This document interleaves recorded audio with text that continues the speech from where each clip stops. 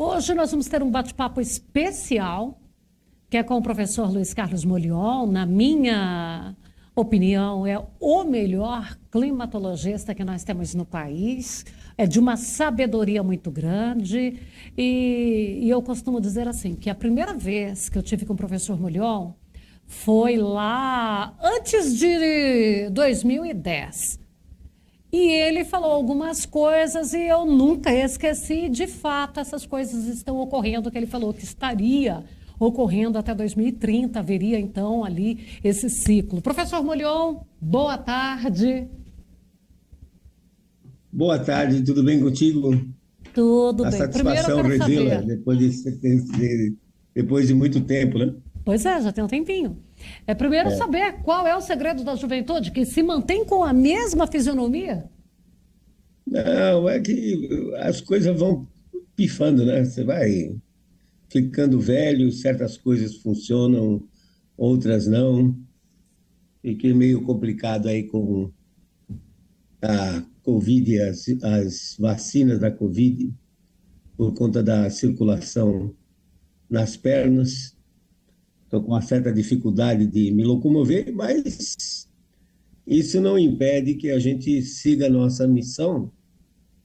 Inclusive, agora estou falando com você do hotel aqui em Palmas, no Tocantins, onde eu vim hoje de manhã proferir uma palestra para Four Seats. E tivemos uma audiência boa, só de técnicos, né? Uhum. E continuamos, então, digamos assim, nesse apostolado que você já conheceu alguns anos atrás, sempre estudando, sempre procurando atualizar e pensar em soluções que realmente a gente possa encontrar, né, para os problemas que existem. Então, a diferença de há 10 anos atrás é que eu ainda estava na universidade e hoje já não estou mais na universidade, o que me dá muito mais liberdade para estar viajando o país, né? Do norte, sul, leste, oeste, e levando não só esses conhecimentos, como as preocupações que vão surgindo, né? Bom, Como então, para a temos. gente falar aqui rapidinho, já te perguntei isso, mas eu gosto sempre de tocar nesse assunto, porque além do programa na televisão, a gente também tem a colocação lá na internet. E nós temos pessoas com menos conhecimento desse papo de El Ninho, Laninha, e às vezes tá, todo mundo está falando que é El Ninho, mas o que que é a diferença do Laninha, o El Ninho, a neutralidade? Em que momento assim que é melhor ou mais preocupante? As pessoas, elas se esquecem, ou talvez pelo fato de que na linguagem corriqueira se fala muito em El Ninho, mas as pessoas se esquecem que o fenômeno El Ninho, águas quentes ou Laninha em águas frias, é um fenômeno oceânico. Para modificar a distribuição de chuva, tem que haver uma resposta da atmosfera. Então, o fenômeno em si, ele não é só El Ninho, como popularmente chamado. O nome completo dele é ENOS, El Ninho Oscilação Sul. Por quê? Se as águas estiverem quentes e o Oceano Pacífico, então, conseguir influenciar a atmosfera, e nem sempre a atmosfera se rende ao Pacífico, né?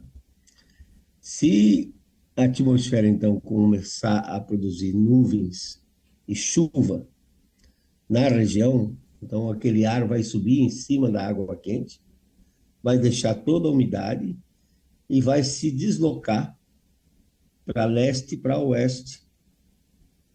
Vai haver um abaixamento de pressão atmosférica na região da água quente e, ao mesmo tempo, a pressão atmosférica sobe em cima da Austrália, lá da Indonésia, mas sobe aqui também, em cima da Amazônia, e dependendo da intensidade do El Niño, como foi 2015, 2016, essa influência pode se estender até essa alta pressão que se forma, pode se estender até Santa Catarina. É por isso que, normalmente, quando se tem um El Niño forte, chove mais no Rio Grande do Sul, porque o Rio Grande do Sul fica livre dessa alta pressão. Então, veja o ponto importante. Hoje, nós temos águas quentes, ligeiramente quentes. Mais próximo da América do Sul, 1,5 grau, 2, mas na região que os americanos chamam de Ninho 3,4, já está esfriando. E a atmosfera não respondeu à água quente. Estatisticamente, a atmosfera deixa de responder à água quente em 36% dos casos. Portanto, água quente só não leva ao fenômeno completo. Há uma necessidade de que a atmosfera se acople ao oceano aquecido, para que, então, a mudança no campo de pressão venha a influenciar na distribuição da nossa chuva. E o que nós temos visto até agora, utilizando outras variáveis atmosféricas, é que a atmosfera ainda não se acoplou. Não quero dizer que não vai se acoplar, mas até agora, e já passou um momento crítico, porque o Sol já está passando por cima da região equatorial, que é quando há o maior aquecimento do oceano. Então, é muito provável que nós vamos ter essa água quente em dissipação e não vamos ter o impacto da nossa chuva, em função de a atmosfera não estar respondendo, não estar se acoplando às águas quentes. Professor, vamos falar aí especialmente do centro-oeste, Goiás, o sudoeste goiano, aí o que puder falar sobre isso. Qual é a perspectiva climática para a safra de verão? Olhando, então, uma previsão que eu faço, na realidade, de maneira diferente, que é chamam de previsão por similaridade, onde eu traço um cenário global na situação atual e vou para trás e procuro um ano cujo cenário seja semelhante a esse. Então, olhando a situação de outubro agora em diante, parece haver uma tendência de a estação chuvosa se atrasar. Então, começaria com outubro um pouco mais seco e teríamos, então, novembro, dezembro, com chuvas boas. Pode ocorrer um veranico em janeiro ou março.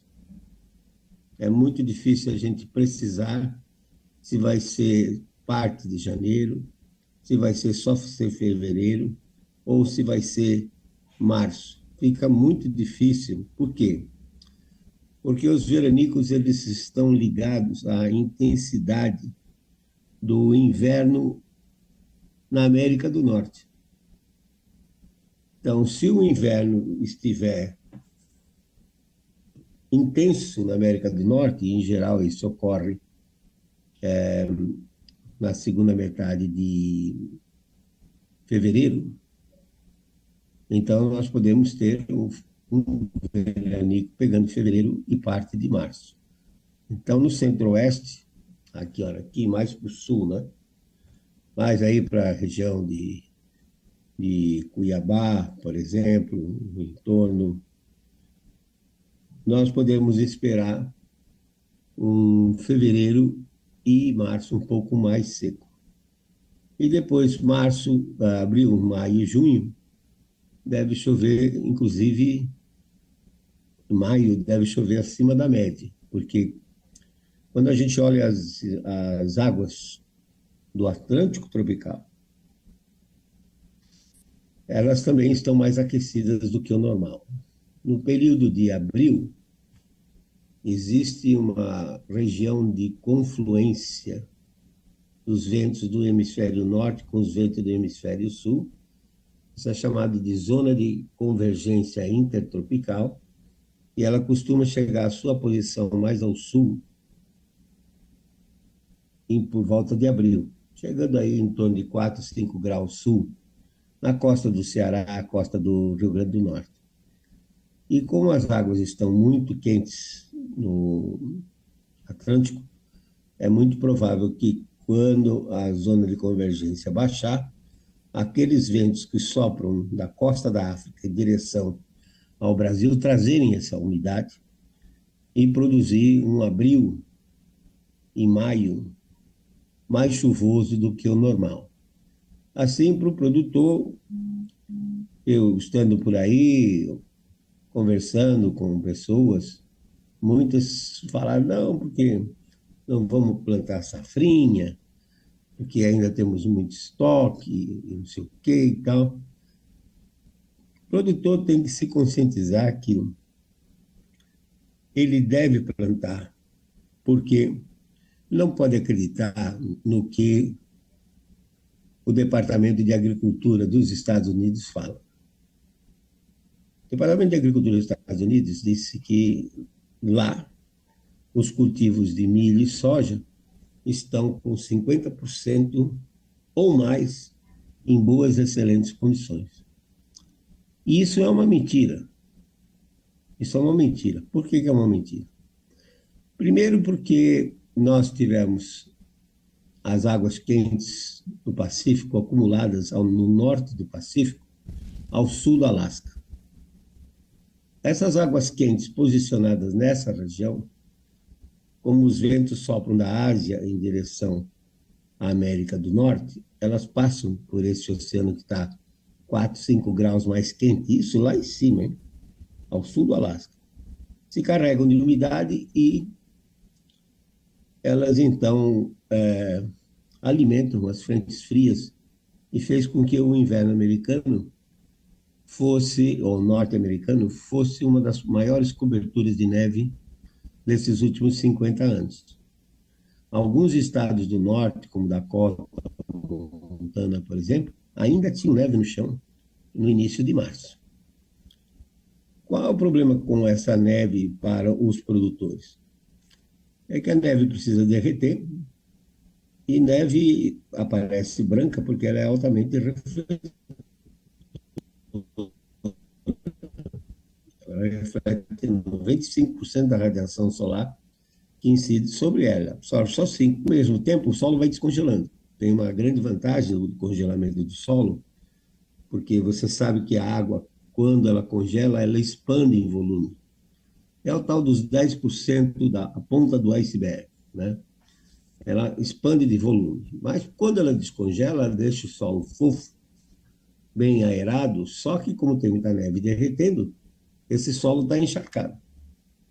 Então é uma grande dificuldade para as sementes germinarem, além do fato de que levou mais tempo para plantar, plantaram fora de época, e também o fato de que, principalmente no Corn Belt, na parte oeste do Corn Belt, que pega as Dakotas, pega Nebraska, Kansas, Iowa, Illinois, chuvas foram abaixo do normal, de junho, julho e agosto. Isso deve ter interferido. O que eu quero dizer com isso é que vai haver uma quebra de safra na safra americana. Eu disse, Paulo, mas talvez não quebre muito. Tá bom, não quebra muito, mas acontece que os números deles são gigantescos, por exemplo. A expectativa desse ano é colher 364 milhões de toneladas. Se tiver uma quebra de 10%, já são 36 milhões de toneladas fora do mercado. 120 milhões de toneladas de soja, 10% dá 12 milhões de toneladas. São números gigantescos que, quebrando uma fraçãozinha de nada, já deve abalar o mercado. E é claro que o USDA está mentindo com relação à fitossanidade, ao estado fitossanitário dessas culturas, porque se ele falar a verdade, ele vai influenciar na bolsa de mercadoria do futuro. Então, a sugestão que eu dou para o nosso produtor é que ele vá em frente e plante. Plante a safrinha também, porque os preços estão sendo mantidos artificialmente baixos. E quando a realidade começar a surgir da safra americana, agora já em outubro, nesse mês, a gente já começa a ter uma visão do que está acontecendo. Mas certamente vamos ter certeza mesmo quando for o anúncio oficial em janeiro do ano que vem. Mas já para outubro, agora nesse mês, já dá para perceber quais são as expectativas da quebra. Agora, isso a gente fala com relação aos Estados Unidos, que é um país aberto. Mas as mesmas condições climáticas afetam a China também. E a China é o segundo maior produtor de milho do mundo e o quarto maior produtor de soja. E as províncias do nordeste da China, como, por exemplo, Heilongjiang, do qual sai 40% da soja chinesa, essas províncias também tiveram um verão seco, com uma redução possivelmente aí da ordem de 180 a 200 milímetros de chuva num local que chove 600. Então a China também vai ter uma quebra, e com essa preocupação de segurança alimentar que eles estão tendo, eles vão ter que entrar em campo e importar mais. Então, opinião minha, o preço sobe. E aí o produtor tem que estar preparado para isso, né? Porque vamos ver o exemplo passado, agora, recente, a Argentina começou a safra 22-23 com uma expectativa de 50 milhões de toneladas e terminou colhendo 21 milhões. Quer dizer, teve uma quebra de mais de 50%. Essa condição na Argentina pode se repetir esse ano também, com verão seco. Vai afetar o Rio Grande do Sul também, com verão seco. Agora não, agora vai chover bem, e no Rio Grande do Sul, de setembro a março, e possivelmente até novembro. Então, depende do cultivo. Por exemplo, o pessoal do arroz vai estar bem, porque cai essa água agora, segura essa água, e quando tiver janeiro e fevereiro, um verão seco, é o que arroz gosta, né? O arroz gosta de muita luminosidade. Então, a safra de arroz no Rio Grande do Sul pode ser uma das maiores desses últimos anos, mas, em compensação, a soja no Rio Grande do Sul, assim também como na Argentina, deve sofrer de novo uma quebra significativa nessa safra agora de 2023, 2024. Então, quebra os Estados Unidos, quebra a China e aqui no hemisfério sul, a Argentina e o Rio Grande do Sul. Então, acho que é um cenário propício para o produtor do Centro-Oeste se animar e plantar. Não, porque temos muito estoque ainda. Segura, quem puder segurar, segura, ou quem não puder, solta um pouquinho apenas, segura o restante, porque eu estou convencido de que o preço está artificialmente baixo. Em geral, você sabe que são especuladores que fazem isso, que provocam a baixa no preço, para depois, 2, 3, 4 meses depois, ganhar dinheiro com a alta, né? Então, basicamente, esse é o cenário global que nós temos. E eu diria que o produtor do Centro-Oeste, oeste da Bahia, norte do Brasil, tem que aproveitar essa oportunidade e produzir. Bom, nosso tempo é restrito, eu quero te agradecer e eu quero aqui já deixá-lo amarrado aí, porque a qualquer momento a gente volta a te incomodar para trazer mais informações que o produtor gosta e respeita tanto o professor Luiz Carlos Molion. Molion, É verdade que, como eu disse, no caso do El Niño, como a atmosfera ainda não respondeu às águas quentes, então a gente continua monitorando, né? Então, eventualmente, se houver alguma mudança, a gente vai fazer isso chegar a vocês. muito Uma satisfação obrigada. estar com você novamente. Um abraço para você. Igualmente, sucesso.